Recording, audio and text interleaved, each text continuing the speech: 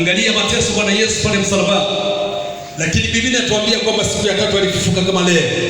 Leo ndio siku ambayo tunaadhimisha ya Mwokozi wetu Yesu Kristo ambaye ni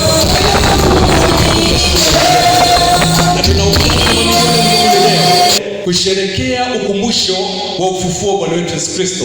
Miaka kadhaa iliyopita, miaka 200 na kitu iliyopita, Yesu Kristo alifufuka, akapaa, akaenda mbinguni na anasubiri kuja kutukaribisha. Haleluya. Sasa leo tutafundisha umuhimu wa ufufuo wa Bwana wetu Yesu Kristo. Dunia yote leo wanaadhimisha siku ya ufufuo wa Bwana wetu Yesu Kristo.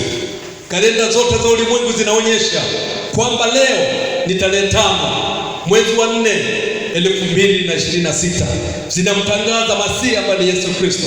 Kila kalenda inasema leo ni tarehe 5 mwezi wa 4, maana yake inamtangaza Yesu Kristo kwamba alikuja katika sayari, akatembea, akafa, akafufuka, akapaa katika jina la Yesu. Amina. Na kwa sababu hiyo basi ufufuo wa Yesu Kristo ni ukweli mkuu wa Injili. Hatuwezi kuhubiri Injili sahihi kama hakuna ufufuo wa Yesu Kristo. Injili ya ufufuo ndio Injili ya kweli. Umuhimu wa ufufuo kwa sisi tunaomwamini Yesu Kristo. Leo tutafundisha vipengele kama 6 au 7 kwa nini sisi tunamwamini Yesu Kristo kwa njia katika jina la Yesu anaondoka. Hata kama unagonjwa inapona kwa jina la Yesu. Ugonjwa wowote Calvary Assemblies of God CG Lopo Kilimanjaro Mang'ombe. Ndio. Pengine siku leo ni Pasaka. Wewe kama muumini wa dini ya Kristo unazungumziaje siku hii? Pasaka kwa sisi waumini wa Kristo, sisi hapa tuna kumbukizi ya siku kuu ya ufufuko wa Yesu Kristo, ambapo alipata mateso, akafa, then akafufuka kwa ajili ya dhambi zetu sisi wa Kristo. Ndio.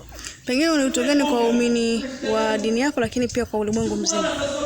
Wito ambao ni kwamba tuamini katika Yesu. Tuamini ya kwamba kila kitu kilikwisha pale msalabani. Yesu Kristo alikufa msalabani kwa ajili ya mateso yetu, kwa ajili ya shida zetu, kwa ajili ya dhambi zetu.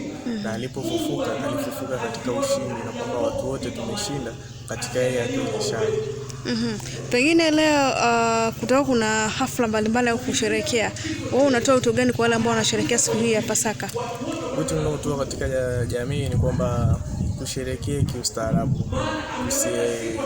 Tusiendekeze sana anasa, pia fujo na vurugu ni vitu ambavyo hatuvistahili.